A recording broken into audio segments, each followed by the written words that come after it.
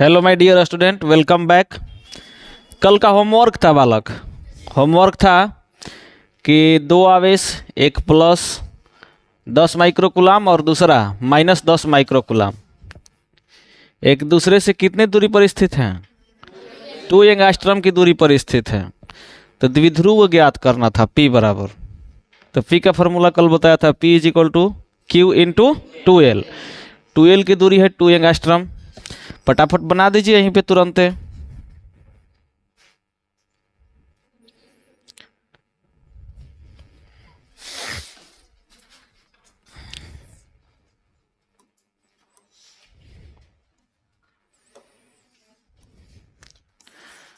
P is equal to Q into 2L।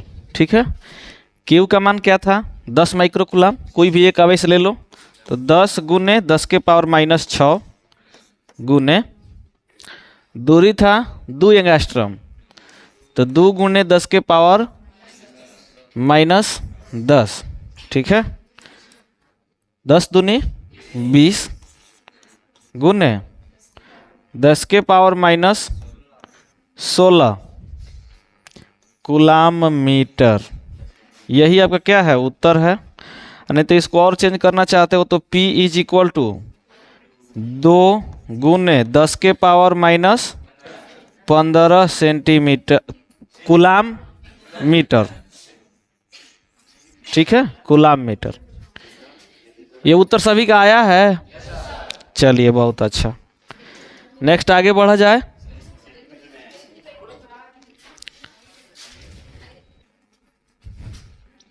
Start किया जाए ना। आज हम लोग को पढ़ना है विद्युत द्विध्रुव के कारण विद्युत क्षेत्र। ठीक है, कल संरचना पढ़े थे हम लोग विद्युत द्विध्रुव। आज हमें उसके आगे पढ़ना है द्विध्रुव के कारण विद्युत क्षेत्र। ठीक है, विद्युत क्षेत्र हम लोग किसी एक आवेश के कारण पढ़ चुके हैं, बहुत सारे आवेश के कारण पढ़ चुके हैं। अब हमें पढ़ना है द्विध्रुव के कारण।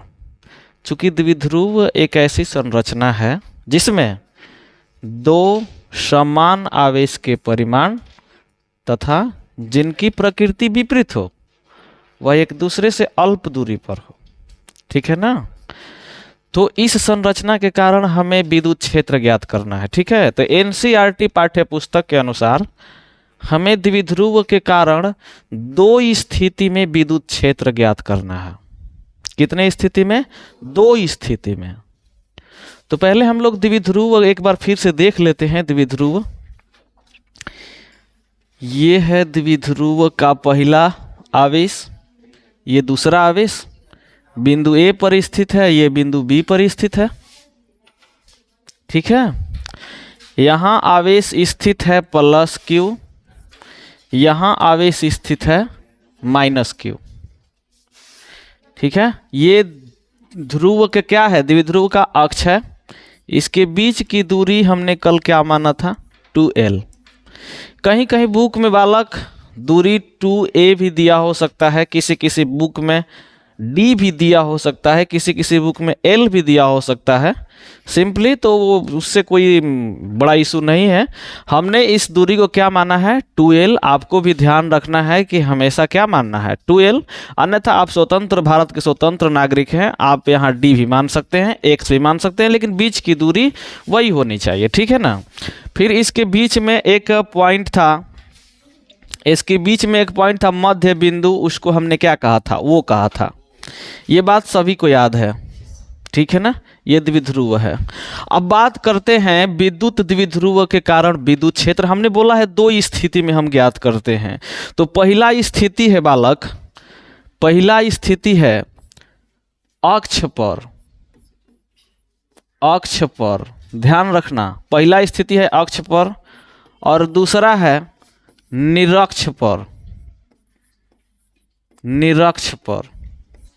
पहला स्थिति है अक्ष पर और दूसरा स्थिति है निरक्ष पर।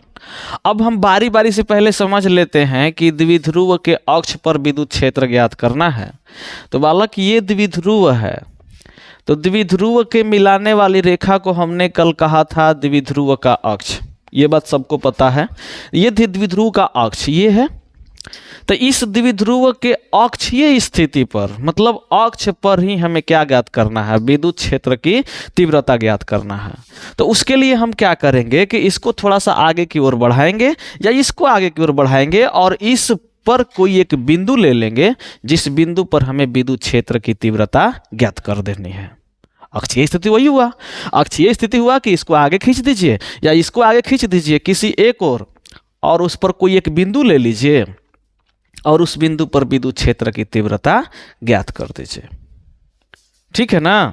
तो इसमें बबुआ रे पहला हेडिंग बना डालो अक्ष पर, अर्थात इसका टोटल हेडिंग क्या बनेगा, द्विध्रुव के कारण अक्षीय स्थिति पर स्थित बिंदु पर विद्युत क्षेत्र की तीव्रता। या मेन हेडिंग आप बना चुके हैं इतना, तो पहला हेडिंग बना लीजिए अक्ष पर। अभी सिर्फ हम लोग बात करेंगे किसके लिए, अक्ष के लिए। ठीक है ना, अक्ष पर। और दूसरा हम लोग ज्ञात करेंगे निरक्ष पर। हो सकता है आज ही क्लियर हो जाए या अगले दिन क्लियर होगा। ठीक है,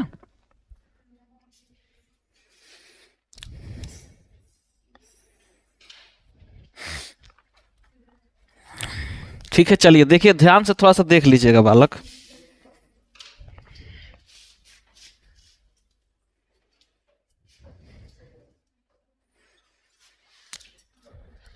अक्ष पर हमें ज्ञात करना है विद्युत क्षेत्र। ठीक है बालक, ध्यान दीजिए। हम क्या कर रहे हैं कि इस अक्ष को हम इधर की ओर बढ़ा रहे हैं। ध्यान दीजिएगा, देख लीजिएगा, इधर इधर हम बढ़ा रहे हैं, इधर हम बढ़ा दिए और यहां पे एक बिंदु ले लिए। जो बिंदु क्या है, P है। ठीक है, आप चाहें तो इधर भी बढ़ा सकते हैं, इसमें हमें कोई ऐतराज नहीं है, ना किसी को कोई ऐतराज भी नहीं होगा क्योंकि अक्ष की बात बोला है। तो आप राइट साइड को बढ़ा दीजिए, लेफ्ट साइड को बढ़ा दीजिए, आपकी जिधर इच्छा हो उधर बढ़ाइए, कोई दिक्कत नहीं है। तो हमने बढ़ा दिया इधर अपनी स्वेच्छा से और इस बिंदु को कह दिया P। और ये जो बिंदु है P इस द्विध्रुव के मध्य बिंदु O से R दूरी पर स्थित है। हम ये मान लेते हैं, क्या कर लेते हैं, मान लेते हैं। तो इस बिंदु P और ये वाला बिंदु O, द्विध्रुव का मध्य बिंदु कितनी दूरी पर स्थित है, R दूरी पर स्थित है। ठीक है, R दूरी पर स्थित है। अब ध्यान दीजिएगा, एकदम ध्यान से। यहां देखो, पहले A के बारे में सोचो। हम पिछले टॉपिक में हमने ये क्लियर किया है, किसी एक आवेश के कारण किसी बिंदु पर विद्युत क्षेत्र की तीव्रता। ये सबको याद होगा, अगर ना याद हो तो थोड़ा सा रिवीजन के लिए ध्यान दे लो कि एक आवेश था, एक आवेश यहाँ पे कोई Q बैठा था। अच्छा, इस Q आवेश से यहाँ पे कोई एक बिंदु था, ये P बिंदु। अच्छा, इसके बीच की दूरी कितनी थी, R थी। तो इस बिंदु पर हमने विद्युत क्षेत्र की तीव्रता निकलवा रखा है ऑलरेडी। कितने लोग बता सकते हैं कि इस बिंदु पर विद्युत क्षेत्र की तीव्रता कितनी होगी? पहले ये बता दें कि विद्युत क्षेत्र की दिशा किधर होगी इस बिंदु पर। बहुत सुंदर जवाब, क्योंकि ये धन आवेश है, कुछ कहा नहीं है, धन आवेश है। तो धन आवेश के कारण विद्युत क्षेत्र की तीव्रता उससे दूर होती है। ठीक है, तो इधर विद्युत क्षेत्र कार्य करेगा। तो यहां पर विद्युत क्षेत्र का जो मान था वो कोई वीर बताएगा कितना था, बताइए।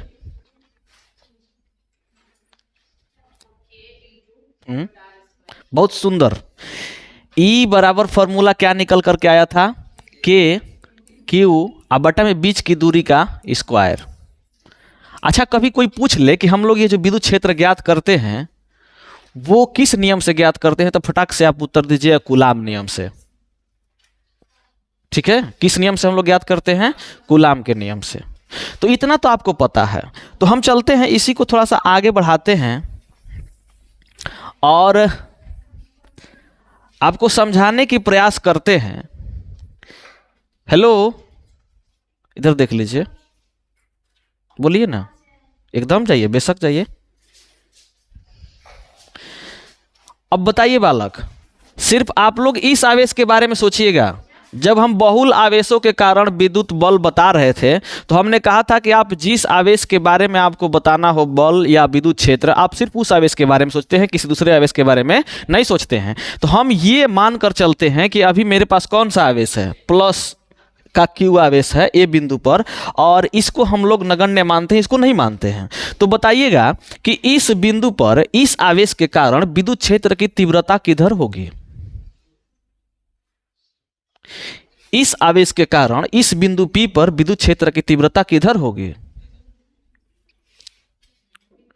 ये प्लस आवेश है, तो प्लस आवेश के कारण विद्युत क्षेत्र की तीव्रता इस बिंदु पर इधर की ओर होगी।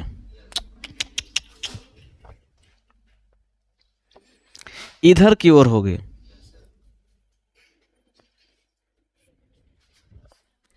अच्छा, किस आवेश के कारण? तो E प्लस Q, इसको कह दे हम, ये विद्युत क्षेत्र है प्लस आवेश के कारण, तो हमने इसको सूचित कर दिया E प्लस Q से P बिंदु पर। अच्छा, अब इसको हम लोग स्टॉप करते हैं, अब चलते हैं इस आवेश के तरफ। तो जब इस आवेश के तरफ चलेंगे तो हम सोचेंगे कि दूसरा कोई आवेश नहीं है, ठीक है। तो बताइए कि अब ये आवेश ना रहे, ये माइनस आवेश है, तो इस आवेश के कारण इस बिंदु P पर विद्युत क्षेत्र की तीव्रता किधर होगी? बहुत सुंदर जवाब, इधर होगा, इधर होगा। तो इसको हम सूचित कर देते हैं E माइनस क्यू से, E माइनस क्यू से। किसको कोई आपत्ति नहीं ना? चलिए थोड़ा सा आगे और बढ़ जाते हैं। अभी जो मैंने ये सब काम किया, थोड़ा सा हम इसको मान करके लिख देते हैं। तो नीचे लिखेंगे, माना कि एक द्विध्रुव ए बी है, मतलब एक ए बिंदु है एक बी बिंदु है, जिसमें प्लस क्यू एवं माइनस क्यू आवेश एक दूसरे से 2l दूरी पर स्थित है, ठीक है। और इस द्विध्रुव का मध्य बिंदु क्या है? O है, जहां से r दूरी पर एक बिंदु P है।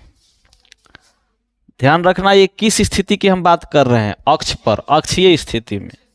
यहीं पे हमें विद्युत क्षेत्र की तीव्रता ज्ञात करनी है। तो आइए चलते हैं, आगे बढ़ाते हैं इस कारवा को और बोलते हैं पहले P बिंदु पर प्लस Q आवेश के कारण विद्युत क्षेत्र की तीव्रता। तो बिंदु P पर प्लस Q आवेश के कारण, प्लस Q आवेश के कारण विद्युत क्षेत्र की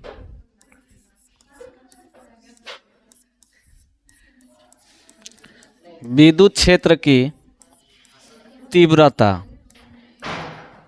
आवाज न कीजिए, बिल्कुल न कीजिए, एकदम चुपे चाप रहिए, ठीक है ना। तो बिंदु P पर प्लस Q आवेश के कारण, तो प्लस Q आवेश के कारण ये वाला विद्युत क्षेत्र था, तो हमने इसको लिख दिया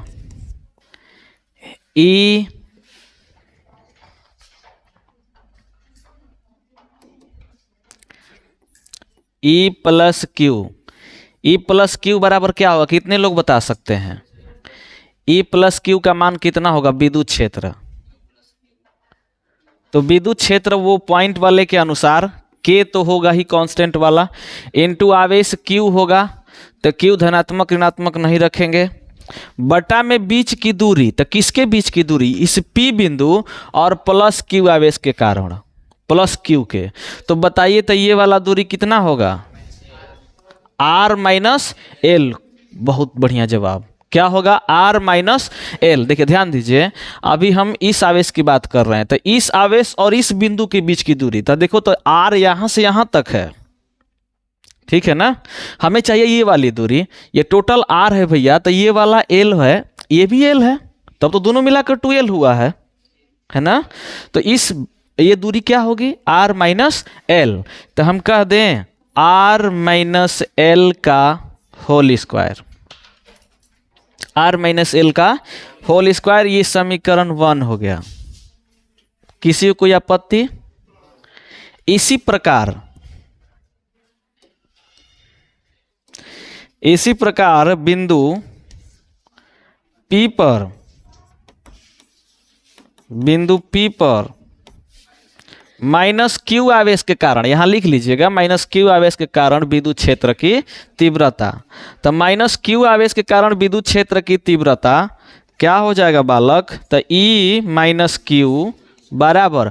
अब इस बार दूरी कौन सा लेंगे हो, इस बार दूरी लेंगे यहां से यहां तक, यहां से यहां तक, ठीक है ना। तो ये दूरी r और ये वाला l, तो r प्लस l, ठीक है। तो यहां कह दें k into Q r plus l का होल स्क्वायर, समीकरण 2, ठीक है। अब देखिए यहां ध्यान दीजिए, इस P बिंदु पर विद्युत क्षेत्र की तीव्रता दो दिशाओं में प्राप्त हो गई, एक इधर प्राप्त हो गई और एक इधर प्राप्त हो गई। तो हम इसके लिए क्या करेंगे कि हमें परिणामी विद्युत क्षेत्र की तीव्रता चाहिए, किस बिंदु पर, P बिंदु पर। अब परिणामी विद्युत क्षेत्र की तीव्रता हम कैसे निकालते हैं, चूंकि सदिश राशि है, कौन, विद्युत क्षेत्र। तो विद्युत क्षेत्र सदिश राशि है, तो दो गो सदिश राशि प्राप्त हो गया है। तो उस सदिश राशि को हमको अगर परिमाण ज्ञात करना है तो उसके लिए हम क्या करते हैं, परिणाम ज्ञात करना हो तो क्या करते हैं भैया, दोनों सदिश राशि को सदिश के नियम से जोड़ देते हैं। सदिश के नियम से जोड़ देंगे। आज जब इन दोनों के बीच का कोण 180 हो तो कोई झमेला नहीं है, कोई टेंशन नहीं है, बस बड़े वाले में से छोटे वाला घटा देंगे, बड़े वाले में से क्या कर देंगे, छोटा वाला घटा देंगे, बड़े वाले में से छोटा वाला घटा देंगे परिणामी के लिए।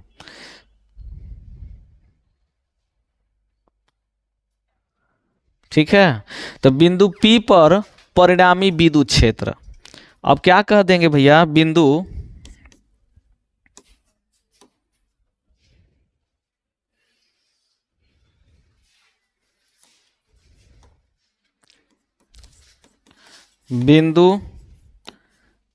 P पर परिणामी विद्युत क्षेत्र कितना होगा, परिणामी विद्युत क्षेत्र E इज इक्वल टू, अब बता दो भाई कौन सा बड़ा है कौन सा छोटा है, भाई बड़का में से छोटका ना घटाएंगे हो, तो बताओ तो इन दोनों को देख करके तुम लोग बता सकते हो कि इसमें से कौन बड़ा है।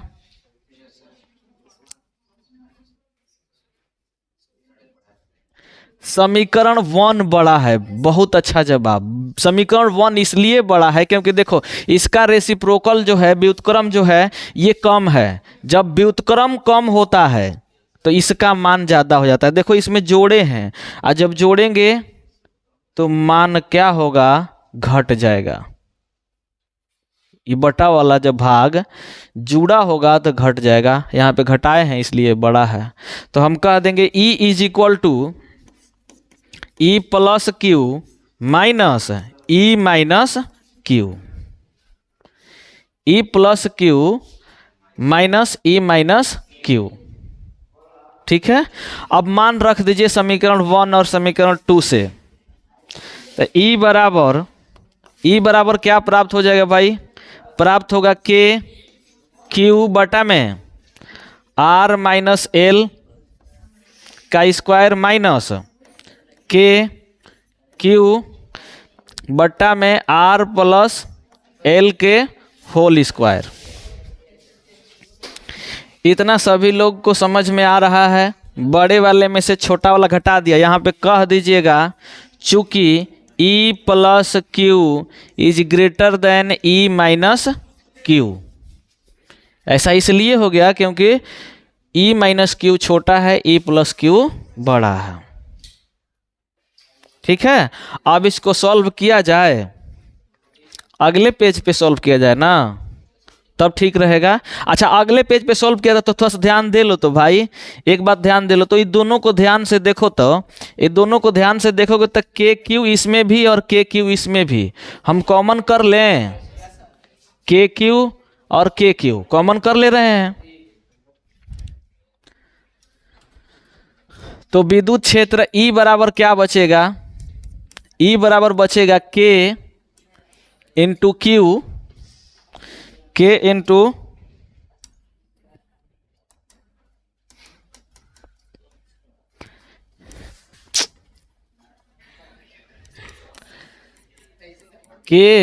क्यू ब्रैकेट में 1/r माइनस L के होल स्क्वायर माइनस 1 बटा में आर प्लस एल के होल स्क्वायर, यही बचेगा, इतना बचेगा।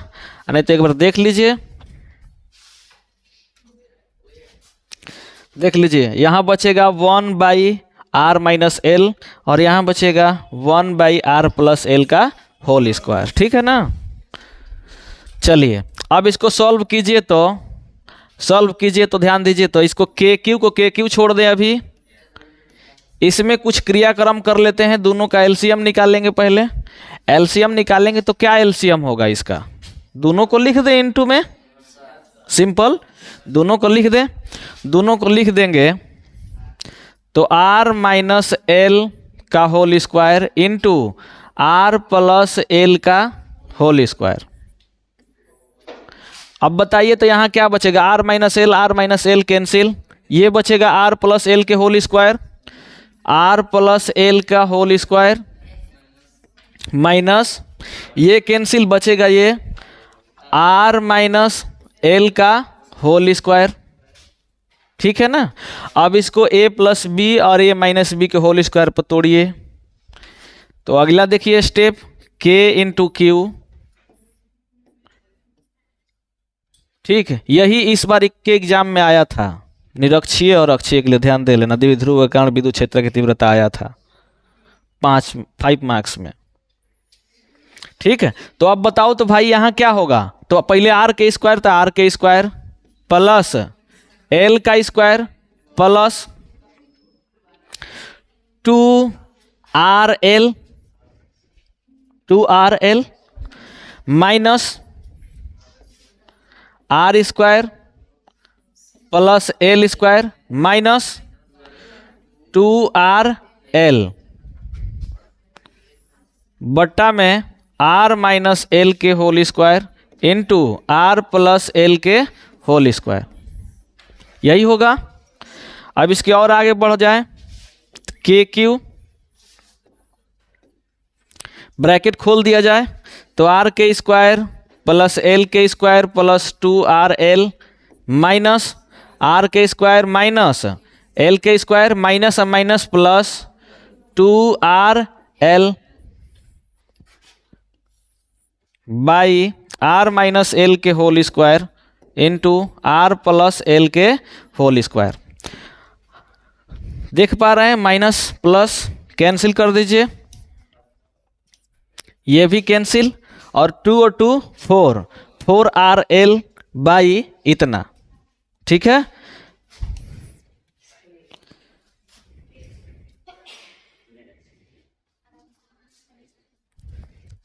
क्या बचेगा भैया, E बराबर k × q 4rl बाई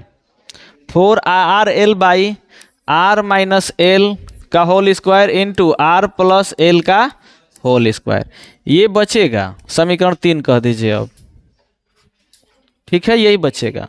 अब एक बार फिर से चलिए ध्यान दीजिए चित्र में, तो अब देखिए ध्यान दीजिए, हमने जब विद्युत द्विध्रुव आपको पढ़ा रहा था तो ये बताया था कि द्विध्रुव के बीच की दूरी जो होती है वो अति अल्प होती है। क्या हमने बताया था कि विद्युत द्विध्रुव के बीच की दूरी क्या होती है, अति अल्प होती है। उस तुलना में हमने जो ये r माना है, ये जो दूरी, उस तुलना में तो कहीं बड़ा होगा, उस तुलना में कहीं बड़ा होगा। अब ये अति सूक्ष्म दूरी है तो उस तुलना में ये बड़ा है, तो हम कह देंगे कि यदि, यहां केस बना लेते हैं कि यदि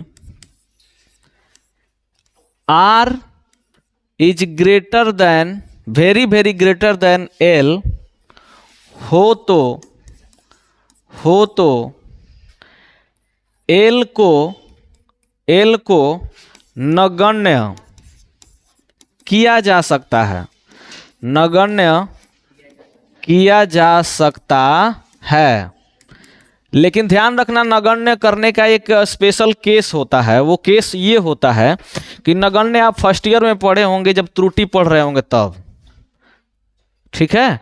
तो वहां से थोड़ा सा लेकर चलते हैं आप लोगों को कि त्रुटि वाला में बताया गया होगा कि किसी भी छोटे वैल्यू और बड़े वैल्यू की जब तुलना करेंगे तो उनमें जो सबसे छोटा वैल्यू होगा वो बड़े वाले वैल्यू के तुलना में इतना छोटा होगा कि हम उसका मान रखेंगे वैल्यू फॉर्मूला में तो उसमें कोई ज़्यादा अंतर नहीं प्राप्त होगा। अतः हम उस स्थिति में उसे क्या कर सकते हैं, नगण्य कर सकते हैं।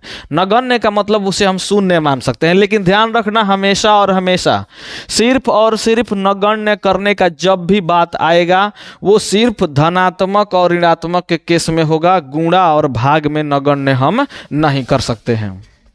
ये हमेशा ध्यान रखना कि जब भी किसी वैल्यू को आप नगण्य कर रहे हो, छोटा मान रहे हो, शून्य मान रहे हो, तो सिर्फ जोड़ और घटाव के केस में उसे शून्य मानना है, गुणा और भाग में उसे शून्य नहीं मानना है। तो इसको देखो तो यहाँ पे अब यहाँ देख करके बताओ कि किसको हमने नगण्य कहा है, एल को। तो देखो तो यहाँ पे एल तो गुणा में है, ऊपर में गुणा में है, तो इसको हम लोग नगण्य नहीं कहेंगे। लेकिन यहाँ देखो तो r माइनस एल, यहाँ देखो तो r प्लस एल, अर्थात इस स्थिति में हम इसे क्या कह सकते हैं, नगण्य कह सकते हैं। याद रहेगा हमने क्या बोला कि जिस किसी राशि को आप नगण्य मान रहे हो तो नगण्य हम सिर्फ और सिर्फ प्लस और माइनस वाले केस में नगण्य मानेंगे, गुणा और भाग के केस में नगण्य नहीं मानेंगे। ये त्रुटि का नियम है, क्योंकि सोचो कि गुणा वाला वैल्यू प्लस वाले वैल्यू से ज्यादा होता है। जैसे एक छोटा सा एग्जांपल, 2 3 जा कितना होता है 6 और 2 + 3 कितना होता है 5। तो 5 से 6 बड़ा है, हमेशा बड़ा वैल्यू प्राप्त होगा। अर्थात गुणा करेंगे तो हमेशा बड़ा वैल्यू प्राप्त होगा और जोड़ेंगे तो छोटा वैल्यू प्राप्त होगा। इसलिए हम क्या कर सकते हैं, इसे नगण्य कर सकते हैं। और जब नगण्य करेंगे तो हमें क्या प्राप्त होगा, नगण्य प्राप्त करेंगे तो ई बराबर क्या प्राप्त होगा भैया, ध्यान दे लो, बचेगा के क्यू 4RL बटा में, इसको जब नगण्य कर दोगे तो ये r² इनटू इसको जब नगण्य कर दोगे तो ये भी बचेगा क्या, r² बराबर के क्यू 4RL बाई r के पावर 4, r के पावर 4 बचेगा। ठीक है, आगे ई बराबर क्या हम इसे k into Q into 2L into 2R रख सकते हैं क्या हम इस वैल्यू को इस तरह से लिख सकते हैं क्या, k into Q 2L into 2R, 2 2 जा 4 RL प्राप्त होगा। अच्छा, यहाँ देखो r के पावर 4, तो एक r ऊपर 4r नीचे, तो आप एक r उड़ा सकते हैं। तो एक r आप क्या कर दीजिए, उड़ा दीजिए। तो एक r उड़ाइएगा तो यहाँ पे क्या बचेगा, 3 गो r। और यहाँ देख लीजिए q into 2L, q into 2L क्या है, द्विध्रुव आघूर्ण। क्या है, द्विध्रुव आघूर्ण। और द्विध्रुव आघूर्ण को सूचित किससे किया जाता है, P से। तो क्या हम इसके जगह P लिख सकते हैं, बिल्कुल लिख सकते हैं। तो यहाँ क्या लिख देंगे भैया, E इज इक्वल टू